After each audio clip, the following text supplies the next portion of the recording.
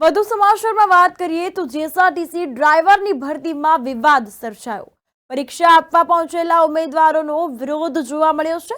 General કેટેગરીના ઉમેદવારોને પાછળથી ફી ન ભરતા પરીક્ષા આપતા રોકાયા છે। તો અગાઉ કોલ લેટર ડાઉનલોડ થયા પહેલા 59 રૂપિયા ભરાવ્યા, 250 રૂપિયા પોસ્ટથી મોકલવાની સૂચના હતી। તો આ અંતર્ગત 250 રૂપિયા ભરવાને લઈ અગાઉ કોઈ સ્પષ્ટતા કરી ન હોવાની ઉમેદવારોએ રજૂઆત કરી છે। કોલ લેટરમાં આ મામલે સ્પષ્ટતા ન થઈ હોવાની આક્ષેપ સામે આવ્યા છે। 24 તારીખથી કોલ લેટર ડાઉનલોડ થયા, 24 તારીખ પછી 3 દિવસ રજા હોવાથી ફી ન ભરાયાના ઉમેદવારોના આક્ષેપ સામે આવ્યા છે।